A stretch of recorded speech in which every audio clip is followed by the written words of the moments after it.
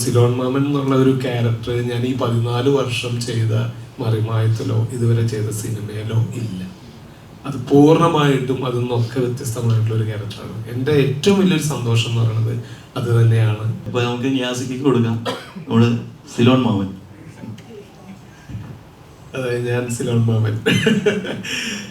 എനിക്ക് ഏറ്റവും വലിയ സന്തോഷം തോന്നിയൊരു കാര്യം എന്താ വെച്ചാൽ, ഞാൻ മറിമായത്തിൽ ഒരു 14 വർഷമായിട്ട് മറിമായ എന്നുള്ള പ്രോഗ്രാം ചെയ്തുകൊണ്ടിരിക്കും. അപ്പോൾ ഇതിലൊക്കെ ഒരുപാട് ഡിഫറെൻറ്റ് ക്യാരക്ടേഴ്സ് നമ്മളിങ്ങനെ ചെയ്യാനുള്ള ഒരു അവസരം കിട്ടിയിട്ടുണ്ട്. അപ്പോൾ മിക്കപ്പോഴും ഇങ്ങനെ ഒരു സിനിമ വരുമ്പോൾ അതിലൊരു ചേഞ്ച് ക്യാരക്ടർ ഇതിനോടൊക്കെ ആ ഒരു പാറ്റേണിൽ അല്ലെങ്കിൽ ഇതുവരെ നമ്മൾ ചെയ്ത ഏതെങ്കിലും സംഭവമായിട്ട് സാമ്യമായിട്ട് വരുമോ എന്നൊക്കെ ഉള്ളൊരു ഭയം നമുക്കും അതുപോലെ വിളിക്കുന്നവർക്കും ഉണ്ടാകാറുണ്ട്.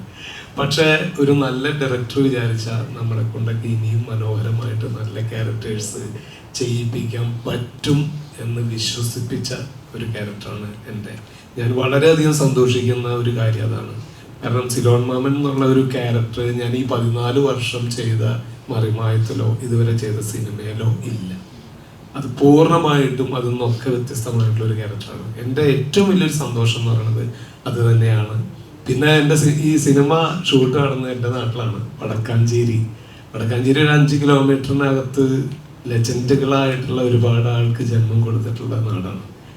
ഭരതൻ, ഒടുവിലുണ്ണികൃഷ്ണൻ, പിന്നെ കലാമുട്ടൻ ഹൈദരലി, എൻ്റെ ഫാദർ, അങ്ങനെ ഒരു 5 കിലോമീറ്റർ ചുറ്റളവിൽ ആ ഒരു പരിസരത്താണ് ഈ ഷൂട്ട് നടന്നത്. എനിക്ക് ഈ സിനിമയിൽ ഏറ്റവും ത്രില്ലായിട്ട് തോന്നിയ മറ്റൊരു കാര്യം എന്ന് പറയുന്നത്, ഇപ്പോൾ ഈ അടുത്ത കാലത്ത് കണ്ട സിനിമയുടെ ഒരു ഫോട്ടോഗ്രാഫിക് ഒരു സെൻസ് വളരെ ഡിഫറെൻ്റ് ആയിട്ടുള്ള ഒരു ഫോട്ടോ.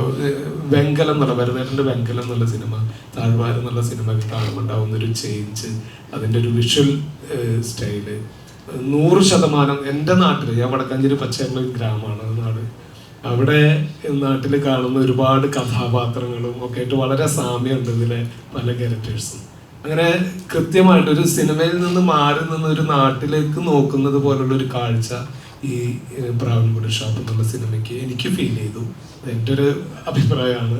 പിന്നെ ടോട്ടലി ഇതിലെ എല്ലാ ക്യാരക്ടേഴ്സും ഡിഫറെൻ്റ് ആയിട്ടുള്ള ഒരു മേക്ക് ഓവറാണ്. അതിന് ശരിക്കും അപ്രീഷിയേറ്റ് ചെയ്യുന്നത് നമ്മുടെ മെഗ്നാനായിട്ടുള്ള റോണക്സിനാണ്.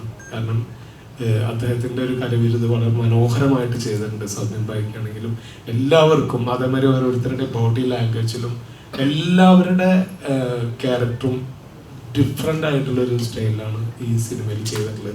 അതൊക്കെ ഈ സിനിമയുടെ വളരെ പ്രത്യേകതയായിട്ട് ഫീൽ ചെയ്തു. എന്തായാലും സിനിമ ആളുകൾ ഏറ്റെടുക്കുന്നുള്ള ഒരു വിശ്വാസത്തിൽ തന്നെയാണ് ഞങ്ങൾ എല്ലാവരും നല്ല അഭിപ്രായങ്ങൾ പറഞ്ഞുകൊണ്ടിരിക്കുന്നു. ഇതിൻ്റെ RRനെ കുറിച്ചിട്ടാണെങ്കിലും അല്ലെങ്കിൽ എഡിറ്റിങ്ങിനെ കുറിച്ചിട്ടാണെങ്കിലും ഓരോരുത്തരും ചെയ്ത ക്യാരക്ടേഴ്സിനെ കുറിച്ച് നല്ല അഭിപ്രായങ്ങൾ വന്നുകൊണ്ടിരിക്കുന്നു. അതിൻ്റെ ഒരു സന്തോഷത്തിലാണ്. ഇനിയും കാണാത്തവരാരെങ്കിലൊക്കെ ഉണ്ടെങ്കിൽ എല്ലാവരും തിയേറ്ററിൽ വന്ന് സിനിമ കാണുക. നല്ലൊരു ഡിഫറെൻ്റ് ആയിട്ടുള്ള എക്സ്പീരിയൻസ് ആയിരിക്കും പ്രാവൻകുടി ഷാപ്പ്. Thank you. അതായത് നിങ്ങൾ അവിടെ നിന്ന് ഇവിടം വരെയുള്ള ആൾക്കാർ സംസാരിച്ചപ്പോൾ കിട്ടിയൊരു വൈബില്ലേ, ഇതാണ് പ്രാവൻകുടി ഷാപ്പ്. നിങ്ങൾക്ക് അതിൻ്റെ ഒരു ചെറിയ ഡോസ് ഇപ്പം തന്നെ കിട്ടിയിട്ടുണ്ടാവും. ഈ ചെറിയൊരു ചിരി ഇവിടെ പച്ചയായ, ഇപ്പം ഇവർ പച്ചയ്ക്ക് ഇങ്ങനെ പറഞ്ഞത്, പച്ചയായ പെർഫോമൻസ് നിങ്ങൾക്ക് പ്രാവൻകുടി ഷാപ്പ് എന്ന് പറഞ്ഞ സിനിമയിൽ കാണാം. ഇത്രയും നിങ്ങൾ എൻജോയ് ചെയ്തെങ്കിൽ പ്രാവൻകുടി ഷാപ്പിൻ്റെ നല്ല ഭംഗിയായിട്ട് നിങ്ങൾക്ക് എൻജോയ് ചെയ്യാൻ പറ്റും. ആ ഷാപ്പിലെ കുടിയന്മാർ ശരിക്കും നിങ്ങൾക്ക് വൃത്തിയായിട്ട് കാണാൻ പറ്റും.